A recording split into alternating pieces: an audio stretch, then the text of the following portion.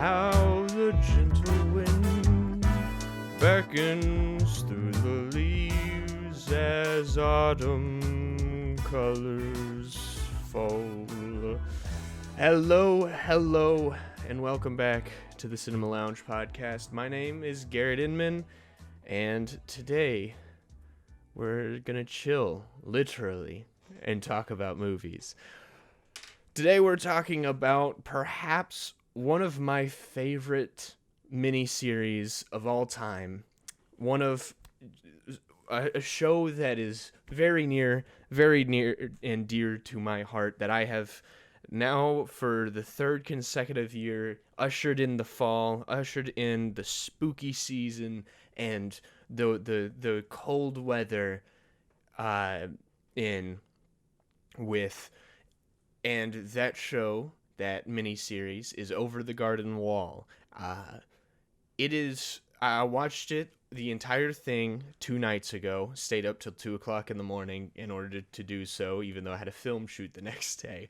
But I wanted to watch this so badly because because I want to make it a consistent trend, a consistent part of my Halloween/fall tradition to sit down in front of the TV, open the windows, or at the very least have some sort of autumn weather rolling in, bundle up, and have an hour and 50 minutes alone with this show. Well, I didn't watch it alone this time. I watched it with a buddy of mine because I wanted to show it to him. But the point still stands that this is a show that I usher in autumn. This is when I watch the show. This is when I finally feel like autumn weather is coming in, and I'm finally ready to put on some fleeces, put on some hoodies, put on a beanie, throw up the hood while I'm walking around, and just feel the chill of the air in the night sky, and look around and see the pumpkins and the kids going out shopping for Halloween, sit down and watch some horror movies. And now this week, I finally feel that fall weather, that autumn weather. And based on the forecasts for next week, it seems that's what we're going to continue to do, with highs in the 70s at most, lows in the 40s, that nice middle range of not too cold, but still chilly enough to where I get to wear my hoodies. This is not a hoodie, but this was like the most fall-looking thing I could find to wear. I'm wearing a beanie right now for those who are listening on audio, because I'm just in the fall spirit. But yeah, Over the Garden Wall is such a special thing to witness. I watched it for the first time 2 years ago. I think, if I remember right, maybe Karsten Rundquist made a video on it, or someone had made a video on it talking about how good it was. And I had seen ads for it when it came out in 2016. I was in high school, just learning how to drive, and I was like, that looks like a Gravity Falls knockoff. So I didn't really tune into it. Because I think this came out towards around the time Gravity Falls was wrapping up, and the character type of Wart was this studious, socially awkward, more serious sibling, and Greg was kind of the goofball who just said the quiet parts out loud, and that's very much the dynamic of Dipper and Mabel. And I finally, just 3 years ago, decided to go, you know what, let's watch it. Let's see how this is. It's only 10 episodes. Each episode is 11 minutes long, so it's a 110 minutes. Not max. It's 200, or it's 110 minutes.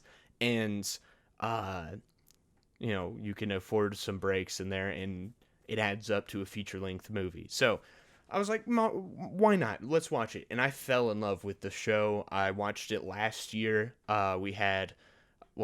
At this point in time last year, we had a setup outside in our backyard. We had like a back porch hangout setup that I had set the TV up in with a sound bar, and freaking annoyed our neighbors for the next 2 hours watching this show on blast while out in the fall weather chilling with my dogs. But then we neglected to use that space after fall weather wrapped up and it got too cold to be out there. And then once spring rolled around, there was no point in being out there because that setup was a little ruined. So I didn't get to watch it out in that setup this year. I just kind of watched it in this room, opened up the windows, and allowed the fall weather to come in. And I sat down and I watched this show. Before we get into some of the specifics on Over the Garden Wall, I will preface that this is, I think usually there's a given that I am going to go into spoilers about most things I watch or talk about. And if I find something incredibly special that I want you to go see, I will say, go watch it first, or I'm not going to dive into spoilers. This time around, I am going to dive into spoilers about this, but I implore you, please, go watch this. It's literally only 2 hours long. Not even that. You can sit down, grab some popcorn, get some fall weather, some sort of like just chilliness going on, because it really does embody autumn. it just embodies a season. If they're like, I don't think I've watched something that just I can watch and just go, that is a season. You can, I know a lot of like Wes Anderson movies. You can go, oh yeah, there's a lot of autumn weather, autumn colors. There's some, cold air, but this show really feels like autumn. That's the best I can do without spoiling anything. But yeah, go watch this first. Pause here, click off of here, go watch it, and come back and listen to what I have to say. I don't have I'm not about to delve super deep into some of the theories behind the show, but I do want people to have context before watching this, because it is fantastic. It is amazing. So let's get into this discussion. Because it is only 10 episodes long, I'm just going to kind of do a bit of an overview first, and then kind of delve into some of the deeper conversations and the lore and the theories and the themes, and the characters and all that stuff. So chapter 1 introduces us to Wirt and Greg as they walk through the woods, the unknown. We're greeted with like this montage of just various images that, upon watching it the first time, you don't know how any of these images relate to one another. But as the show goes on, you get to see more and more. There's someone whittling a little statuette of this guy dressed in red with a black mask. You don't know what that means until you get to episode 4, and so it's fun to kind of get the context of those images as the show goes on. Wirt and Greg are lost in the woods, which is established in the opening little monologue, that it's called The Unknown. They stumble upon a dude called the Woodsman, voiced by Christopher Lloyd, Doc Brown, and he decides to take the boys to this cabin he's at. And he basically is really vague towards talking about what's going on, because they don't really know what's happening. They don't know why they're in the woods. They get attacked by a dog, a beastly dog, and cure him by having him cough up a turtle that he ate. And he goes back to being a normal rich person dog. And so they run away from the woodsman because they're kind of suspicious of who he is and where his loyalties are. He tells them about a beast in the woods that kidnaps and eats children, and to stay away from him. So they run away. And then the next episode, they stumble upon, they meet Beatrice, a bluebird, who is stuck in a bush. But rewatching it this time around, really noticed that she definitely was not stuck. She definitely was just, oh, help me, help. I'm trapped in a bush. And Greg walks over and goes, oh, look, a bird in a bush, and then does not help her. So she has to free herself and go, hey, look, you saved me. I guess I gotta stick with you now. I'm gonna grant you a wish if you just follow me. But together, the trio stumbles upon this town. of pumpkin people. Uh, and they get caught trespassing, so they're sentenced to a few hours of labor digging holes, planting crap, and they think they're about to get killed until they find out that they're actually digging up skeletons that then come to life and put on pumpkin costumes and go join this little festival. Um, and Enoch, their leader, offers them to come join. But they don't. So we move on to chapter 3, which is probably the goofiest of all of the episodes, where they stumble upon a schoolhouse, and this woman who teaches is very upset about her fiance or husband running away and abandoning her.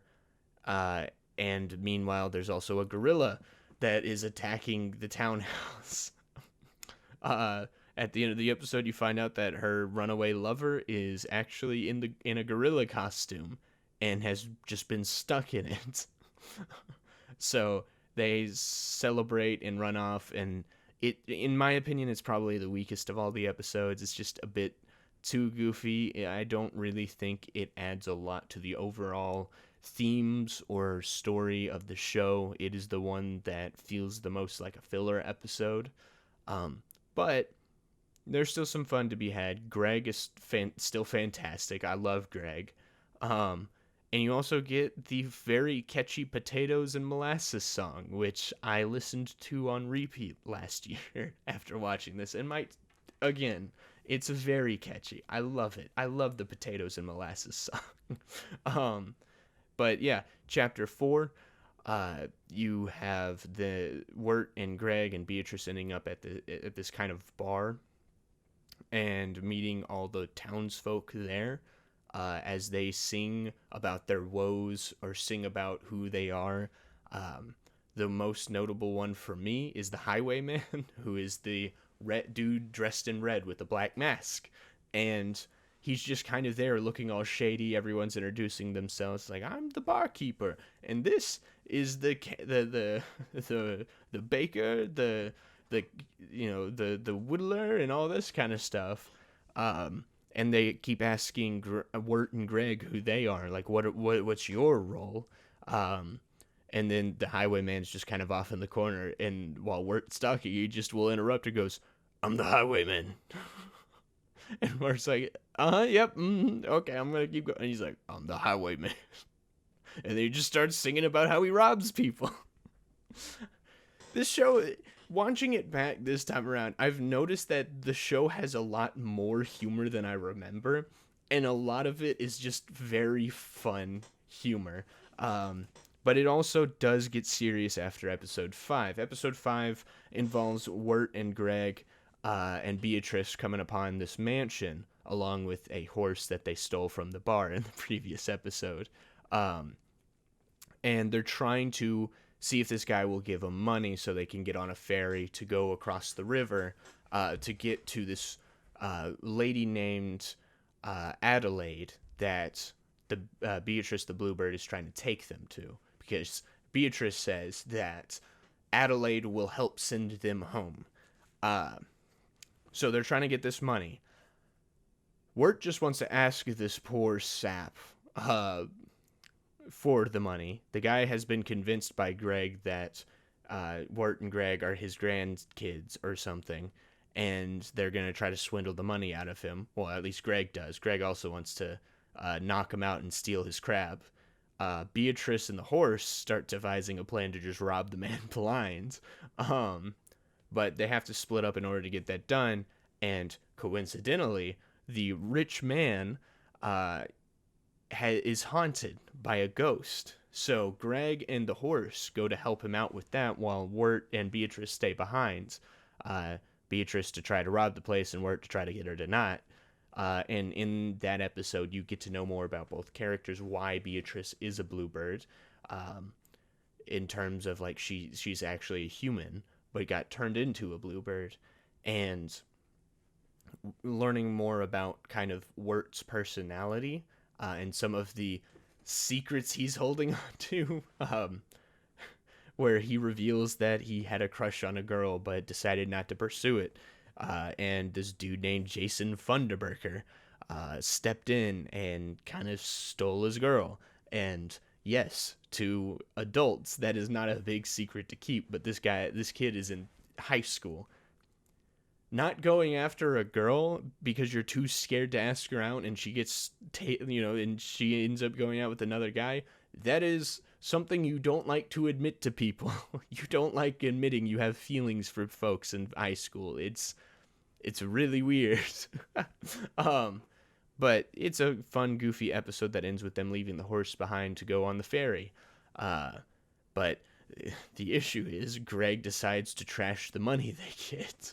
So they have to sneak onto the ferry. So in episode 6, they're on this little steamboat that feels very much like a Steamboat Willie type thing, like an old Disney cartoon. And when I mention that, this show is very reminiscent of old cartoons, old, not rubber hose, there's no rubber hose animation, but just the feel and the style of it, the music feel, all of it just feels old school, and that might feed into why it feels so much like an autumn type show, where it's these older colors that look older, oranges and browns and reds, all invoke this feeling of nostalgia and antiquity, and mixing it with this feeling like every time I watch it, the images that flash through my mind are like old school Mickey Mouse and Goofy and Donald Duck or Felix the Cat or Betty. I mean, the barkeeper in the episode where they go to the bar is very similar to Betty Boop. It feels old. It feels rustic. It feels antique, and I love that feeling. So this episode kind of is one that very like exemplifies that very well, where they're kind of having a chase, like a Scooby-Doo type chase sequence, running away from the frog police on the steamboat, and hiding in, like, stacking on top of each other to pretend to be an adult, playing some really classic kind of river music, like Cajun type music, not really super Cajun, but like this jazzy type feeling. And it's very fun. George Washington, the frog. Greg picks up a frog before the events of the show, and he kind of carries it around, and the frog just kind of, his only gag is that we don't know his name. I've called him Kitty for the longest time because that's the first name Greg gives him, but I mean, he gets called Benjamin Franklin, Wirt 2, Jason Funderburker. But in this episode, he's being called George Washington, and he's the only frog on the boat that has no clothes on. So Greg is like, "Oh no, we got an emergency. The president is nude." I love Greg. Oh my goodness. But yeah, they're on this steamboat trying to hide from the police until they finally get to their destination, and all the frogs hop off, and they go, "Oh, I wonder where they're gonna go." And literally, they just go to the mud, sink into the mud, and disappear. That is the only purpose of this ferry. So they get off, go to Adelaide's, and it's revealed that Beatrice actually was going to give them up to Adelaide. She was working for Adelaide, who is a witch. Adelaide is not a good woman of the woods. She is an evil witch of the beast. She works for the beast and does what the beast tells her to do. And her main thing is like she works a lot with yarn and weaves stories and spells and all this, and she just needs a child slave. And that's what Beatrice was bringing to her. Granted, Beatrice didn't know it was she was getting like a child slave. She just thought like Adelaide needed some help with chores. But regardless, Beatrice betrays her friends, and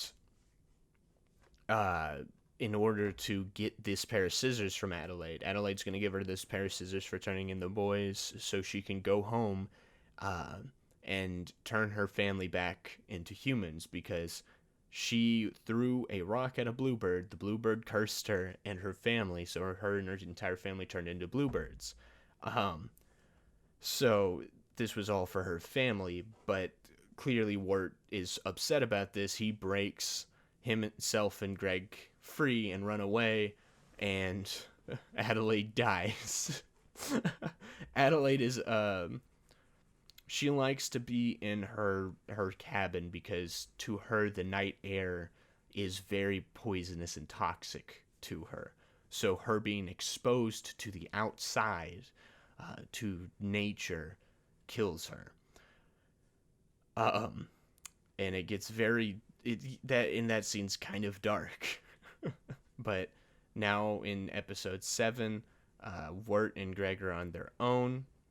They stumble upon this house with a girl who's around Wirt's age. They kind of flirt a bit, but suddenly this horrid creature named Auntie Whispers, who is perhaps one of the most disturbing and scary and creepy things in this show.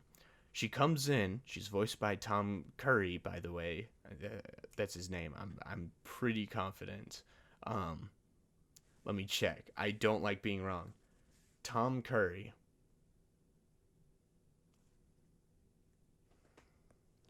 Tom Curry actor.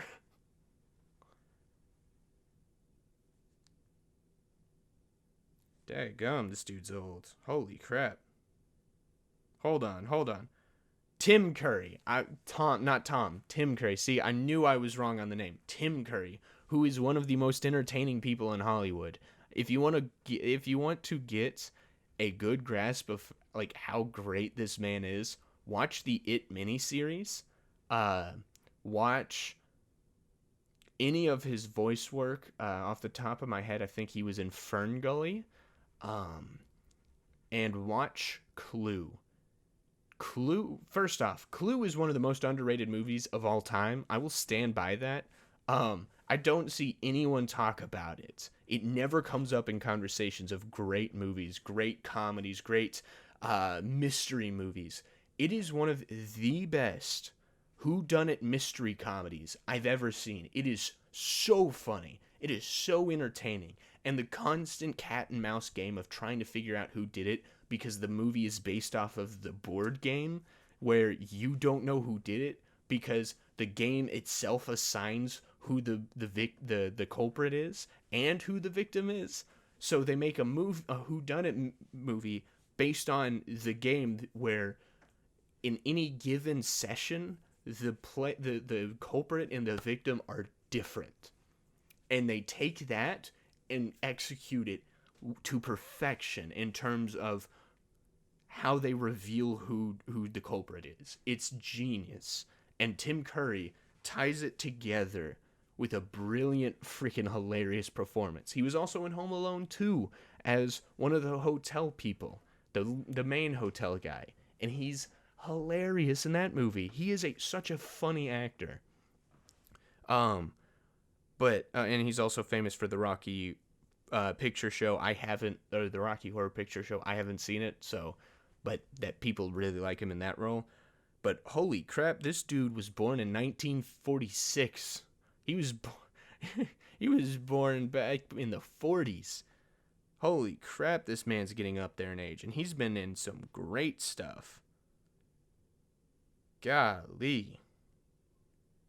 That's insane. Anyway, I got sidetracked there. Tim Curry's in the show as Auntie Whispers, and it is a very creepy, disturbing performance that I loved, but also was disturbed by. Auntie Whispers comes in and basically has this bell that compels this girl to do busy work, and that's all she is supposed to be doing. And as you come to find out, like, you think Auntie Whispers is this evil witch who's just telling this girl what to do, and she's saying, like, oh, I'm gonna eat people. She straight up eats a turtle, sucks it out of its shell somehow, which must have been the most painful thing ever for the turtle.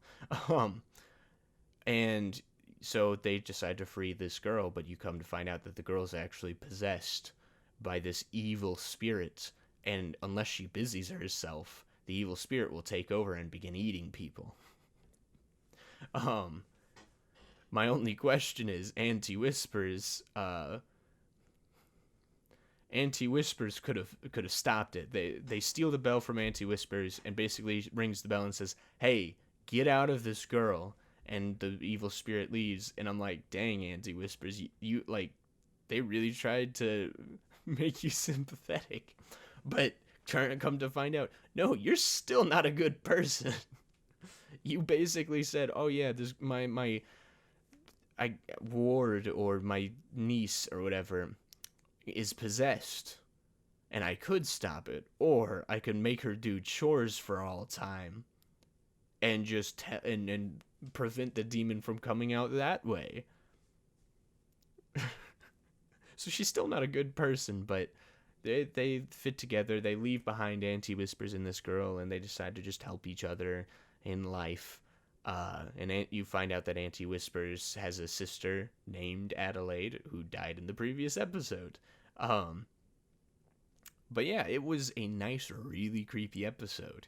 Following up with that, episode 8 is very lighthearted, very fun. It's about Greg and Wirt on a lake, and they get to land, and they decide to go to sleep. Wirt, at this point, is losing hope that they're ever going to find a way home, and branches start to grow around him and envelop him. Meanwhile, Greg has a nice little dream where he goes to Cloud City and hangs out with the Cloud people and protects them from the Great North Wind. And this little sequence is where like you really see the inspiration of animation. It feels very 30s 40s era animation with the big eyes and kind of like I swear there's definitely a character going like this little like that little motion, with some fun music, and how it uh, what's the word, it not humanizes, it might be the word, but it basically like creates these human representations of abstract concepts. When the Great North Wind shows up, it's not a cloud or a gust of wind. No, it is a big old dude with a giant beard that just has in the shit like that looks like a cloud, and that's what it is. So it just feels like that old style animation, and I really enjoyed it. Also, Greg is hilarious, and I will ever forever love Greg. um, but by the end of it, Greg defeats the Great North Wind and talks to the big lady in the sky, and she's like, "Oh, congratulations, Wirt, you get to go home." Or, "Congratulations, Greg, you get to go home." And Greg says, "Well, I want to take Wirt with me," but we see Wirt being enveloped by these tree branches, and we like Greg goes, "Oh well, I don't want to go home if I can't take Wirt with me," so he decides to exchange himself for Wirt. Turns out the great lady in the sky is actually the beast, luring Greg deeper into the woods, in exchange for Wirt to go free. And that's where the episode ends, with Greg waking up, seeing Wirt waking up, seeing Greg go off into the forest, hearing the beast sing his song, which very much sounds like the stupid troll song. Friggin' like anytime the beast shows up in this show, you just hear his song echoing through the woods, where he's just tra la la da da la, like that, and it just sounds way too similar to just the troll face song. But you hear the song echoing in the distance. Wirt tries to go stop Greg and gets sucked into a frozen lake, and he might have died again. I don't know. And then the next episode, episode 9, follows Wirt, a flashback of Wirt and Greg on Halloween night, at a football game, high school football game. That just invoked a lot of fall feelings for me. Halloween and high school football. And Wirt really wants to ask this girl out, who's the mascot. So he made a mixtape for her, as teenagers do. I wouldn't put it past a teenager to go, "Hey, look, I made you a mixtape." It's straight fire, dog. But this mixtape's mostly poetry and like classic jazz. Nothing gets a girl like that. I'm sure it gets some women that the right woman for Wirt. Um, but he plans on giving this mixtape to her. But she kind of disappears into the changing room, and since he's a nervous Nelly and doesn't want to actually give it to her face to face, he drops it in her jacket that's hanging outside. She puts the jacket on, goes to this Halloween party. He bumps into her there. He's gonna ask her out or give her the mixtape, but he second guesses himself, so he decides to try to like steal the mixtape back from her. But she leaves with Jason Funderburker and a group of friends to go to the cemetery, and he follows them trying to get this mixtape back because he's suddenly like second guessing his decision and like he's like, I want the way I ask her out to be perfect. I don't want her to think I'm a loser. I don't want to lose her forever. In doing so, Jason Funderburker makes his move. Greg tries to intervene, but gets caught by his group of friends, so he just kind of sits down and hangs out with them. Meanwhile, the cops show up because throughout the episode you just see these guys sitting in a cop car lighting up their lights and just going, hey, you can't do that, that's illegal. Nah, just kidding, happy Halloween. So they're just like going around messing with the bunch of kids going trick-or-treating, and they find these kids in the cemetery and they decide to do that, and they panic and run, and then they go, oh no, wait, these kids are actually trespassing, we should probably like make sure they get it out of here safely. So all the kids run. Wirt and Greg end up climbing up a wall, a very tall wall, and fall over the other side, roll down a hill onto some train tracks. Wirt gets pissed off at Greg because the whole reason all this kind of happened was because Greg decided to dress up as a really stupid elephant and started making stupid elephant noises that kind of got them found out. And Wirt kind of takes his nervousness and self-loathing and turns it on to Greg. And Greg is just being very like trying to make him feel better at all costs.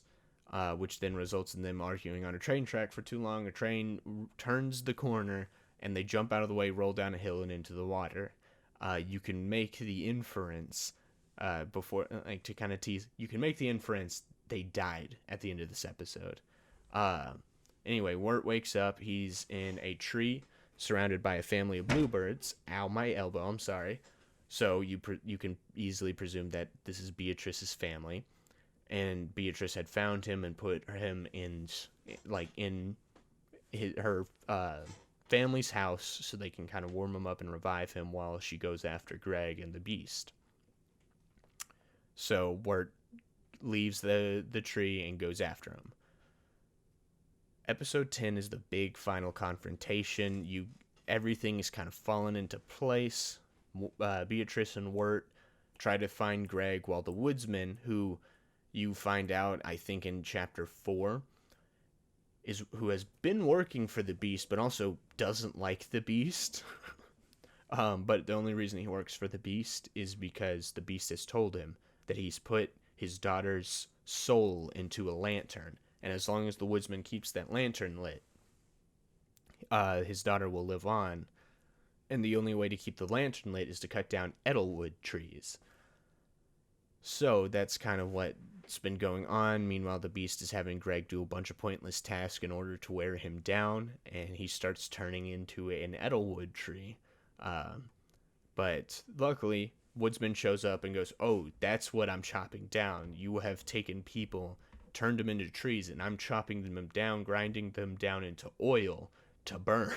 I'm not doing this crap anymore. So he starts to fight the Beast. Wirt and Beatrice show up and free Greg.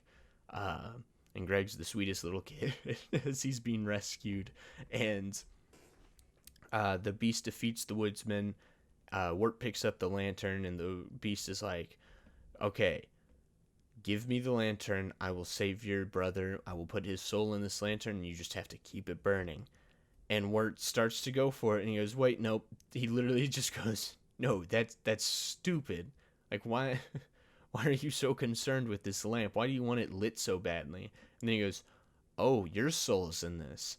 and he whips open the lantern. We get a flash of the only clear look we get at the Beast, and it's like half a second. And he crushes the lantern. The Beast dies, and they wake up in an ambulance.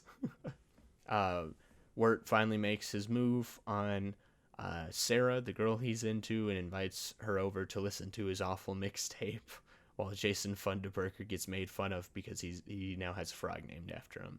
Um, but yeah, that's how it ends, with everything kind of going back as it should have been, with all these characters that we've met along the way, with the creepy pumpkin skeletons kind of going about their festivities, uh, Gorilla Man and and the school teacher going to a circus, uh, the the guy who whittles figures continuing his whittling away. um, the businessman, the rich guy, and the ghost who turned out to be his like the CEO of the company that competes with him. Apparently, their mansions had gotten so big that they connected somewhere along the way. They're now together in a couple and having fun selling under one company. Um, the frog's still chilling in the mud.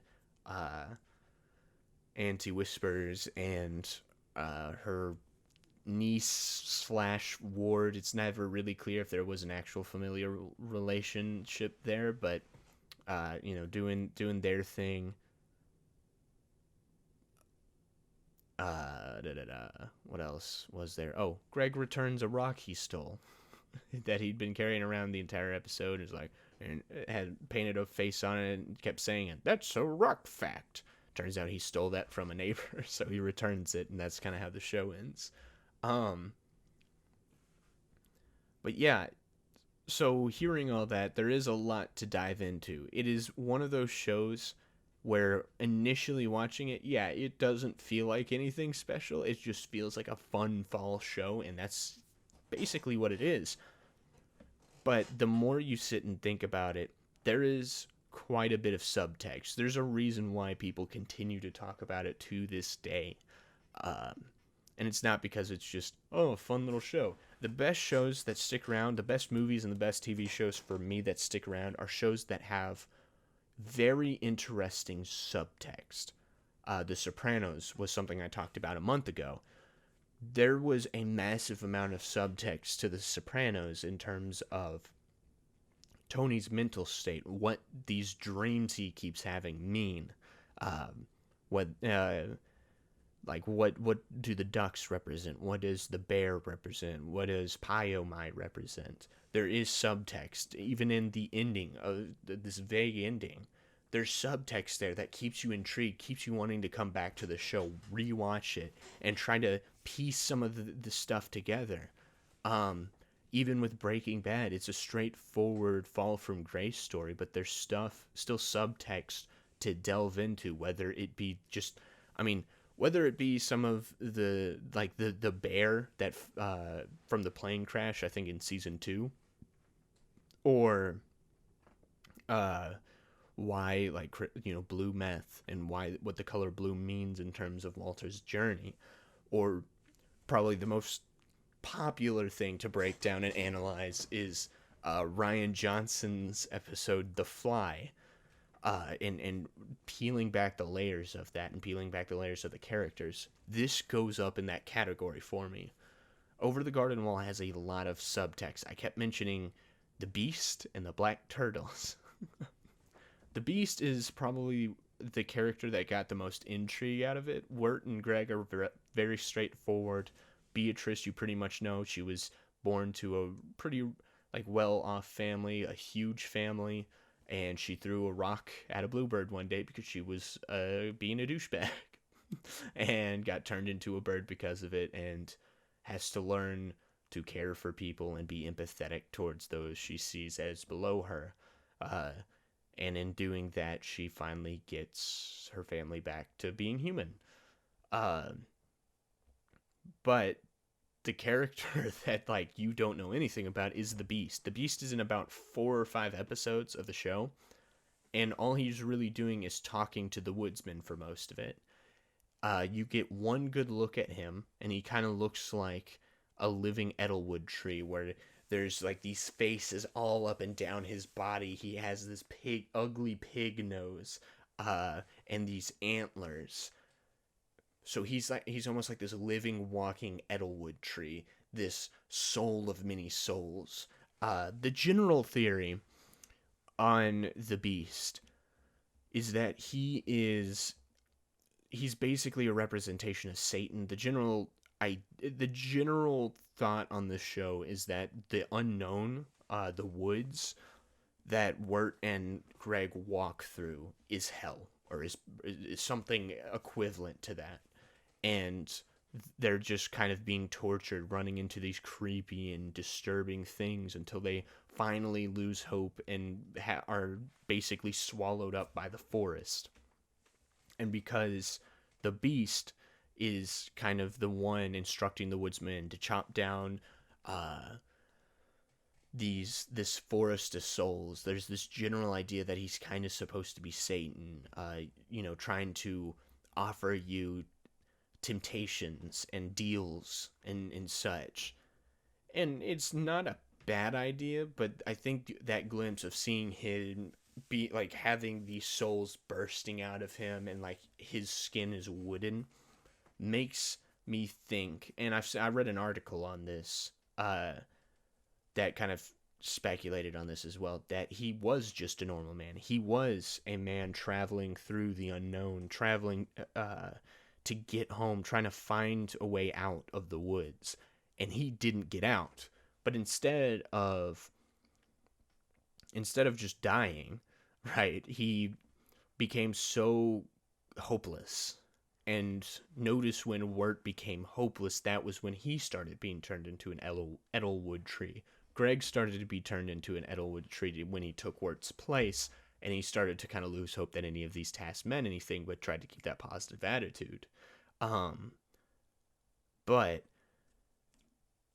if you turn into an Edelwood tree as a human when you lose hope, and the Beast is effectively this creature that is made up of multiple Edelwood trees consuming souls, it makes me think that this was just a man who became so hopeless that it drove him insane, and that he tried to like almost spread this hopelessness to other people so he can consume them as well.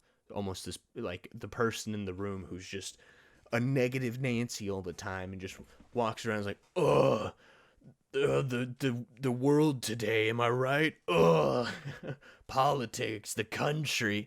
Oh, we're all going to crap. We're all gonna die. The world is hopeless. There's no meaning.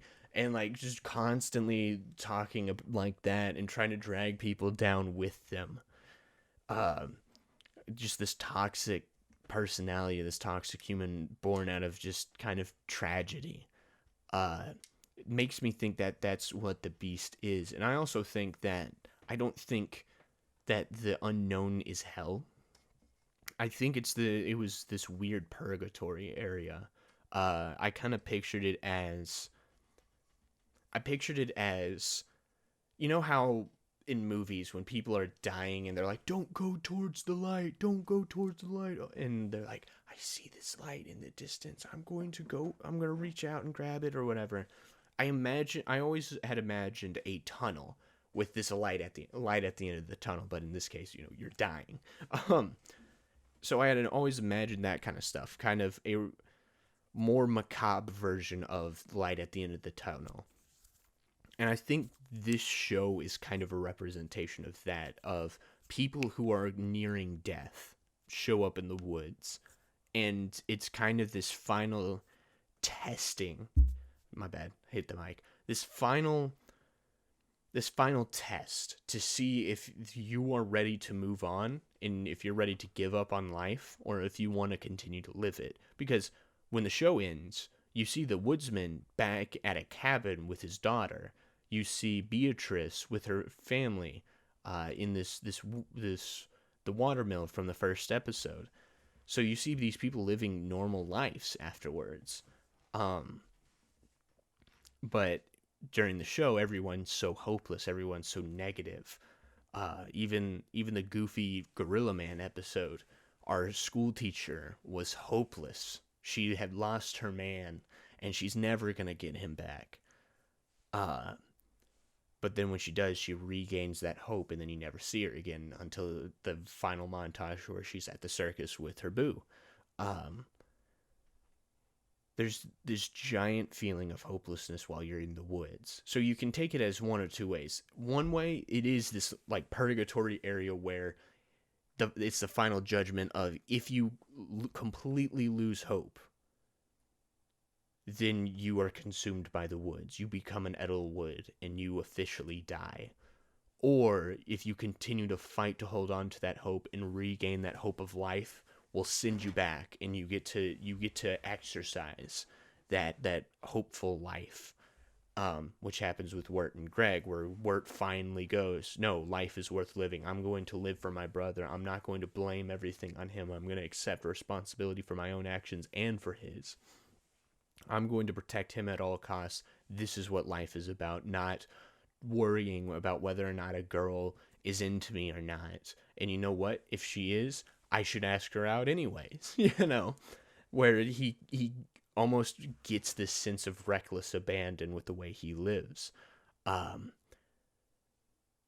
but the other way you can read this as it is a complete metaphor. It is all metaphorical for just being lost in your own head. You can make the argument that Wirt is just lost in his own head. And granted, that wouldn't explain why Greg was also there, and when they come back, Greg remembers everything. But just the idea of you don't know what to do with your life. You don't know what's next. You don't know what to do next. And you get lost in your head. You get lost in the unknown, in the woods. You don't want to jump into that unknown because you don't know what's there. You don't want to take a risk. So you get lost in your own head about not taking the risk. It's my dad's a financial advisor, and what they always say is that there's always a risk with everything you do. And even when you try to avoid risk, that in and of itself is a risk. If you don't want to invest in certain stocks, or if you don't want to invest in certain bonds, or all that financial jargon, and you avoid all of that and just basically hold on to your money, that in and of itself is a risk because you're not going to get any growth out of that. And if something happens, say inflation or stock, something like that, something like inflation, you have now, that risk has now come to be to where, well, you haven't been investing your money. You still have the same amount of money, but now it's worth less. It's a similar thing with this, where if you don't take that risk to step forward, whether it is to ask that girl or boy out, or whether it's to talk to that guy who might be able to get you a job, or whether it's just to DM someone and say, hey, I would like you to be on my podcast. Or just to take that first step into the unknown to see what's going to happen. And instead you decide to not do that. Well, you've avoided the risk of them saying no, or you've avoided the risk of something kind of negative happening as a result of that step. But in doing that, you have now ceased to be able to reap any benefits or rewards from that situation.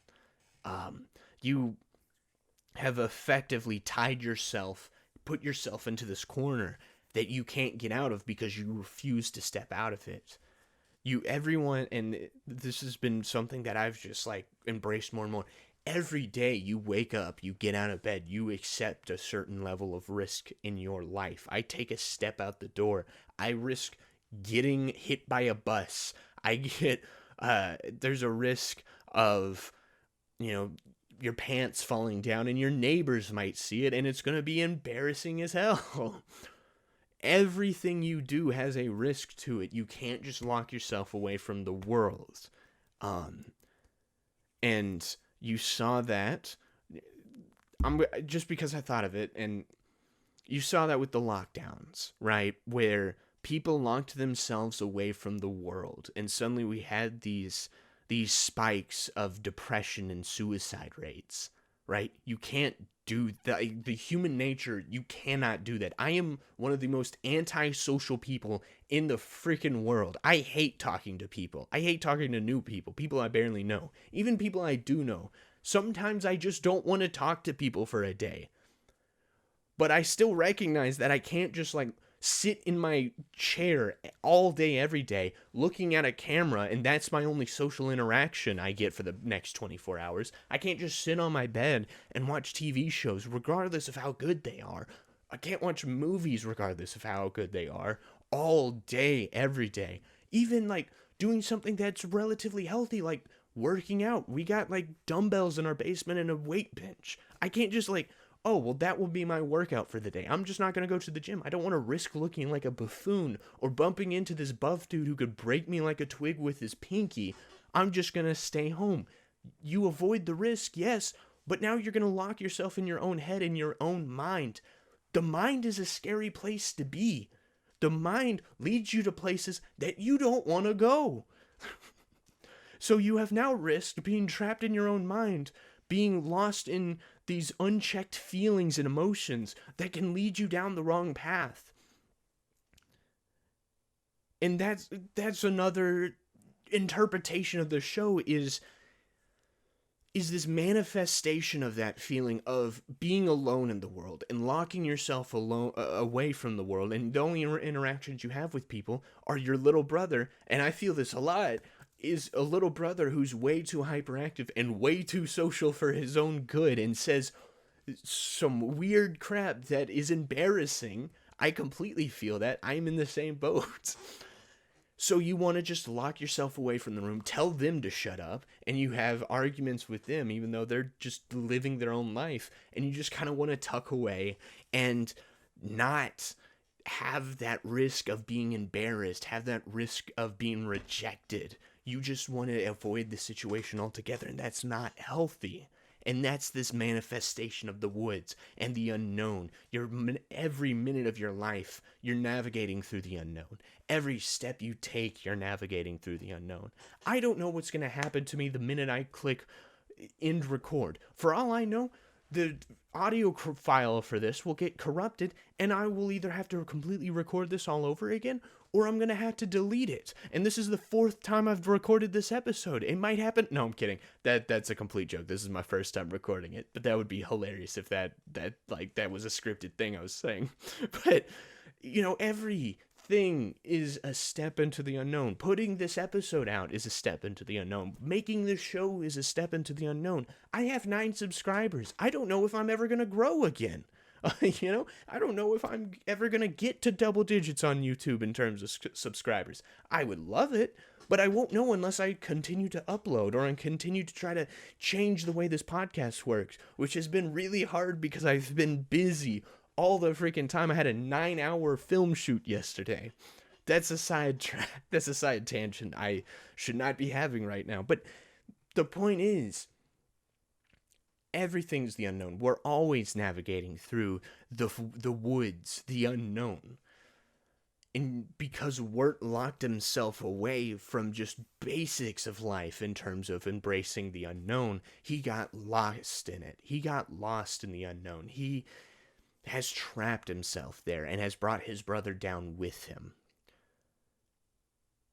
And honestly, I think that's the interpretation I'll go with, because I just went on that entire rant and I really like that idea. It's not just they died and, they're going to hell or whatever and they're trying to find their way back and regain this hope for life. And that is something that is most definitely important to have. But I feel that the overall theme of the show, yes, involves death, but also involves hope, involves taking these risks. The characters we meet along the way, a hopeless school teacher who is completely lost in life because her father has turned against her, and her lover has been trapped in a gorilla costume. And now the school is on the brink of bankruptcy, and her father's going to close it because he can't afford to keep it open again anymore. He sleeps under his jacket. He pitches a tent with a trombone in his jacket. That was not a euphemism. Like, literally just has a trombone and puts a jacket over it, and that's how he sleeps at night, because he has sold everything trying to provide for his daughter. And they've both put themselves in this hopeless situation because something happened to the lover, because he got trapped in a gorilla costume, and because they've given up hope, they ignore the obvious solution right in front of them is a dude who's clearly in a gorilla costume running around. But because they've run out of hope, they dare not embrace or dare not take the risk of confronting this gorilla man and taking the mask off to see if this is finally the next step in life. You have these villagers who are completely stringent in the way they are. You have the whittler, you have the barkeeper, the butcher, the baker, and the candlestick maker, and the highwayman. All people who are in their strict roles in life. They dare not step out of it because that's not who they should be. When you ask Wirt who he is, he doesn't know. They're trying to assign these labels to him, which on one hand, you should not be assigning labels to people, but on the other hand, when you're lost in life, you're trying to find who you are, and you feel like you're surrounded by people who know who they are. You are Wirt, and you are sitting in a room with the butcher, the baker, the candlestick maker, the barkeeper, the whittler, the highwayman, the band players, all these people who know their roles in life and know who they are, when in reality, all of them are probably just as lost as you. A lot of this show is about figuring out who you are and trying to regain that hope in life, trying to have that hope, hold on to that hope, have that meaning of life locked down for you. And in a lot of ways, this really does capture a coming of age story, right? Wirt doesn't know who he is, but he's surrounded by adults who do. He's trying to ask this girl out, but he doesn't want to take that extra step, that risk. He just wants to avoid it and lock all of his feelings and struggles inside himself, and then that creates resentment towards those around him. But it's also a very human experience that not just teenagers experience, which I think is why this show has become as universally loved as it has. I haven't even gotten to some of the other like big conversations, and we're coming up on an hour into this podcast, and I don't want to keep you guys for too long, because you guys got lives to live, and I do as well. It is about dinner time where I'm at. I'm babysitting my little brother, so I'm responsible for providing for him tonight. So, I should probably wrap this up. I guess I will mention one last thing, because I have mentioned the Edelwood trees, the woodsman's lantern containing the beast's soul. The last big thing I think to talk about when it comes to this show is the black turtles, and what they represent. I haven't been able, and I can quickly look this up. I didn't actually get this prepared at all, but the black turtles, I think there's at least one black turtle in every episode of this show. Yeah, there's plenty of YouTube videos. What are the turtles theory? What's with Over the Garden Wall's turtles? What's up with it? Here's a Reddit post. I'll end it with this. Tech comment. Okay, I knew it must have not been serious. What's up with the black turtles? In the top comment is, we're here to burgle your turts. I love it. I love that so much. We're here to burgle your turts. Here we go. The black turtles are a symbol of darkness and death that are tied in with the beast. In the first episode, I had mentioned that the dog turned into this crazy demonic thing, and after eating a black turtle, He gets these wild, crazy eyes that you see that the Beast has in the last episode. Lorna, the girl, and Auntie Whispers has a basket of turtles um, in their house. Auntie Whispers actually eats the turtles, which corrupts her soul, and it represents darkness and death. There are piles and piles of dead bodies in their basement that Lorna has killed. Um, so, like, the turtles are. Ooh, this is neat. I think the turtles are a symbolic of the presence of the Beast, always there but not always a problem. That is really interesting. Just kind of this overall theme of death, which definitely permeates throughout the show, where the Beast kind of has this death, um, is this kind of like over all figure of death, and the turtles are what he uses, right? He's always there. Not always something to hate or be fearful of because they're just turtles. But they are oily, they are slick. Death is not pretty. Um, so it's interesting because the turtles are constantly there, always there. Um, although I'm reading another one. Uh, the creator of the show said that the thematic significance of the turtle is not important. He never planned on explaining them in the show, so he's not going to now that it's done, which is kind of hilarious because people are still constantly talking about the turtles, which is hilarious. Uh, let's see. I'll finish off by reading this from Psycho Billy 1 on Reddit. Let's end the show reading from Reddit. Basically, it boils down to the turtles not having a real role. They're not evil minions of the Beast, nor are they inherently evil. Instead, they are an influence of evil. They are related to the Edelwood trees and their impact on the sinners, but they are also seen as an exemption of sin, which means to keep whoever they are attached to tied to the unknown. In reality, they are an unknown within the unknown. And the creators keeping them secret gives the turtles a sense of mystery that will stick with the audience in the same way that they tried to make sense of the unknown to begin with. So yes, they could be sin or evil or representation of souls or whatever else people have hypothesized, but it will remain secrets. And I didn't plan to actually read it, but I do think this ties in with my final point and the bottom line of this discussion. There are a lot of unknowns in our life. There are a lot of things we're not certain about, and we will spend an entire lifetime trying to figure out what was the meaning behind the turtles. We don't know. We will never know. We can only come up with answers for ourselves. What is the purpose of our life? For each individual person, it is unknown. It is up for us to figure it out. Some people turn to God. Some people turn to Allah. Some people turn to Hinduism or Buddhism or atheism and humanism. We're all on different paths through the unknown. And the tips and tricks and tools and companions we make along the way is what living life is about.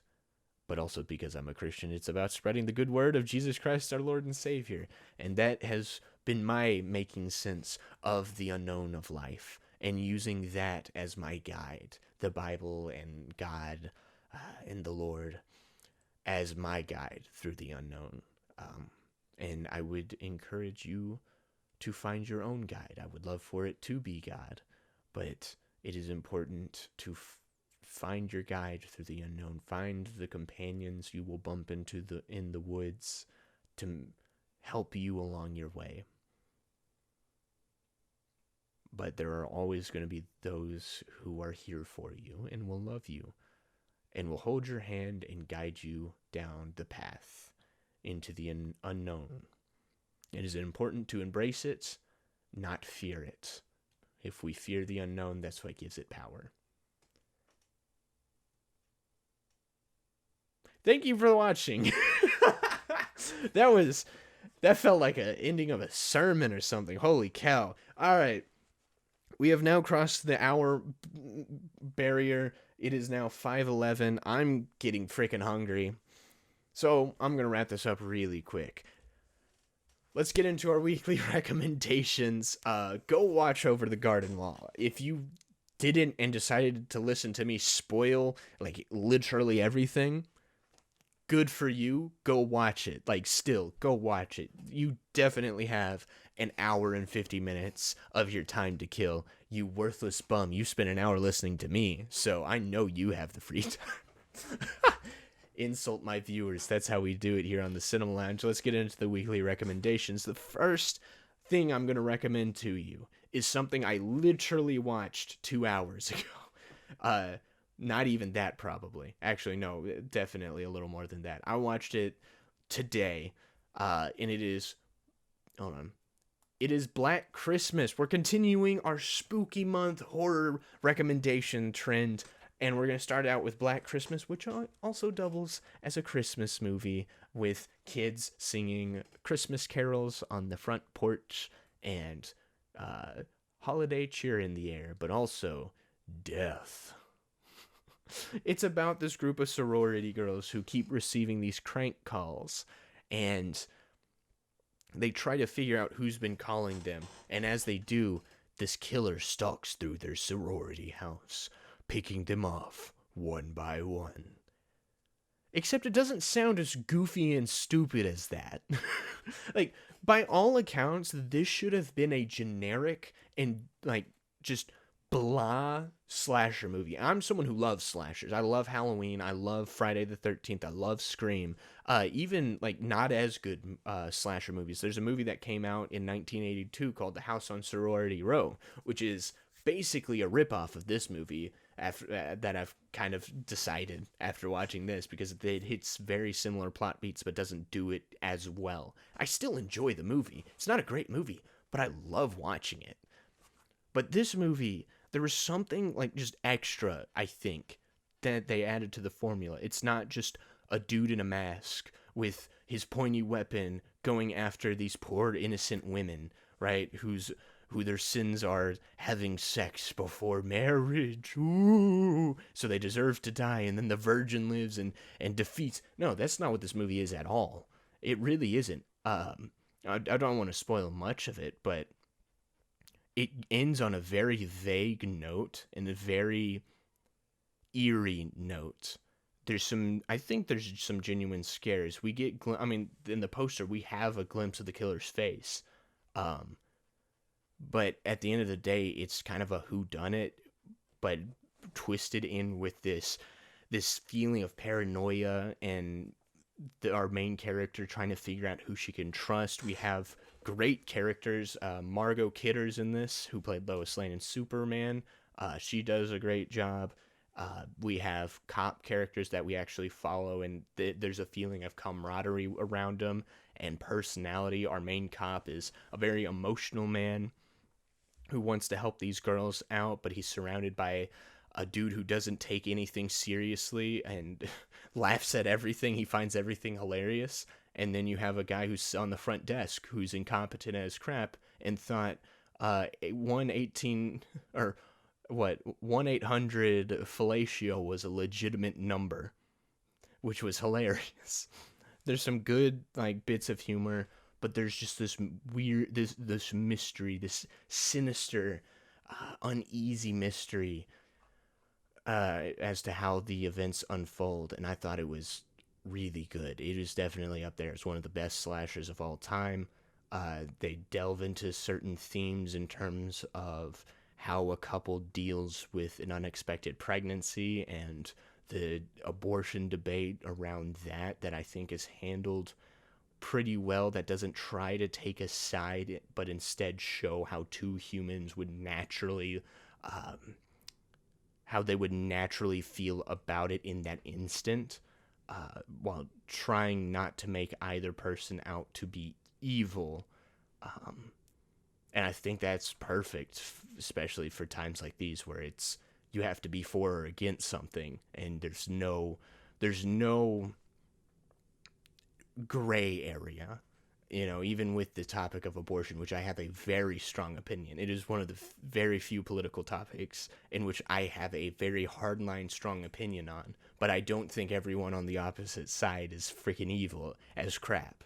Like, I recognize there are certain people who I can sit down and go, I get it. I can relate to you, Everything's gray, and I appreciate that the movie depicts it that way. Next, oh, by the way, the version of Black Christmas I'm recommending is from 1974. There has been two remakes. I think one in 2006 and then one in 2019. I don't know about the 2006 one. I was too young to watch it. The 2019 one, I've seen clips from. And for the most part, it seems like it's garbage. It takes what the subtleties and what the original did well and basically says, how about instead of making a good feminist empowerment movie by using subtlety and thematic subtext to get our message across and also have a good story with good characters, we're just going to bash you over the head with what we believe you should believe. And that's annoying, and people don't like to watch that. So don't watch that one. Watch the 1974 one. Speaking of another horror movie that was made a long time ago that has had, at the very least, two remakes, Invasion of the Body Snatchers. I would highly recommend the one that came out in the 70s. That is also a very good movie with Donald Sutherland. But this movie came out in 1956. I did not expect it to be as good as it was. I honestly expected it to be boring. But it ended up being a very intense thriller, mixed with like sci-fi horror and that kind of stuff. If you don't know what Invasion of the Body Snatchers is, it's pretty well known. At the very least, the one with Donald Sutherland is pretty well known and beloved. I don't see people talk about this one as much, and I think this movie is on par, if not even a little better, than its remakes. There's just this intensity, this, like, you don't know who is a human and who is, like, a pod person. And as our main characters try to navigate it, and as they start kind of getting turned one by one, there's this feeling of paranoia and just, there's something at the end of the movie where the people left are running across a field and you just see an entire horde of people chasing them. There's just this like intensity and suspense that builds. So I would highly recommend this movie. I mean, it is quite something. I don't think for me personally, it didn't feel like it drug. Like a movie like this, I feel like it could drag easily. But I felt the characters were good enough to where you could, go along the ride with them until things start heating up. Also, the movie is an hour and 20 minutes long, so it is very, it is no time at all. In and out. Great movie.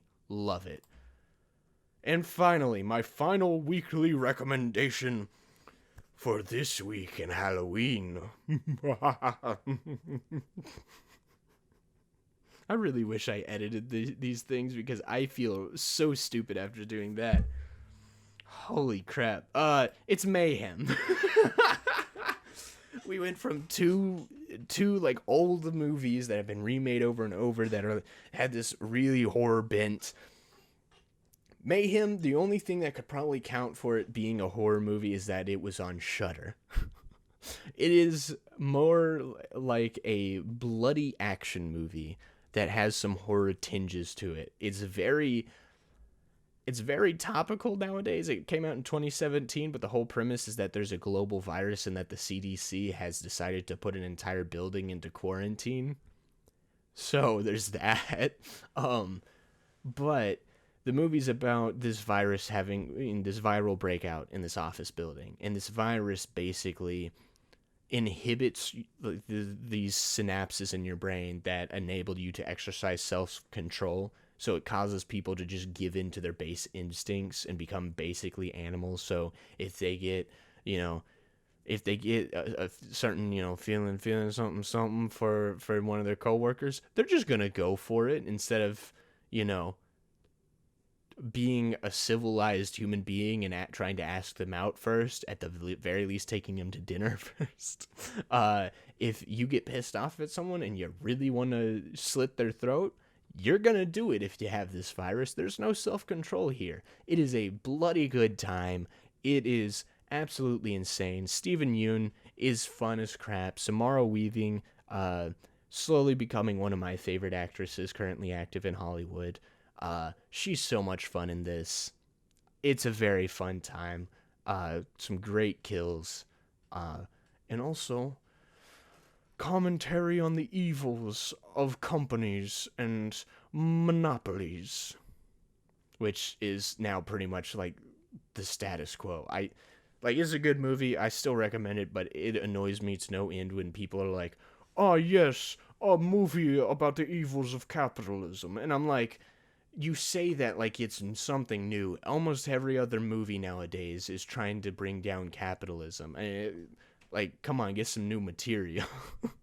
It's the same as going to, like, I don't know, a Christian stand-up, and the whole time it's just, so, the Bible is pretty not kid-friendly, huh? And it's like, yes. Like, we knew this. I don't know. That's just a side tangent for another day. Like, quit treating movies that do the same thing as everyone else is something special. Just treat the movie for what it is, a bloody fun time, and that's what it is. It does. You don't need to be like, oh, another movie that's trying to take on the system that they are a part of and benefit from. Just take it as it is. It's a fun time, bloody fun time. And that has been all three of my weekly recommendations this week. I am very tired. I went to bed at 2 a.m. tomorrow morning, so I'm a little just like, woo, but in a good way, because I'm talking about something I actually enjoyed rather than something like last week with The Strangers, which is still one of the dullest movies I've ever seen. But today, I gave you something good to listen to. Let me know, or just watch and listen to. Let me know what you think of Over the Garden Wall. Does it earn this almost cult classic status? Is it really that good, or is it just some basic dumb baby cartoon? Tell me down in the comments below. If you're watching on YouTube or watching on Rumble, smack the Rumble button, smack this like button, smack. I'm gonna stop saying smack like that. I sound stupid. Freaking slam that, like do a freaking What's that wrestling move called? I don't remember it. I don't know. Suplex. That's not what that wrestling. I know what a suplex is, but suplex that subscribe button. Hit the bell notification. If you're watching on, or if you're listening, if you're one of my listeners, Spotify, Apple Podcast, give us a 5-star rating. I would much appreciate it. I would love it if you did. And let me know what you thought about Over the Garden Wall, Black Christmas, Invasion of the Body Snatchers, or Mayhem, or anything I talked about here today. I hope you got something out of it. This is one of the more recent episodes where I just feel invigorated about what I'm talking about, and I feel like I'm saying something that I would want to listen to. Not to knock on it, on my other episodes, but this is what I want to make. Stuff like this, shows and movies that invigorate me into talking about just going on rants about just all these things, almost going into sermons in some parts. I love it. Let me know if you like this episode. And follow us for more. Go check us out on Instagram at the Cinema Lounge Podcast. And that's been today's episode. I hope you guys have a great week. My name has been Garrett Inman, here at the Cinema Lounge. I've been your host, and today we chilled and talked about Over the Garden Wall. I hope you enjoyed. Have a good night, and always remember, don't be afraid to step out into the unknown. Take those risks. And also, don't steal rocks. You guys have a great week. You've been great. I love you all. When the winter winds something, I lost the lyrics.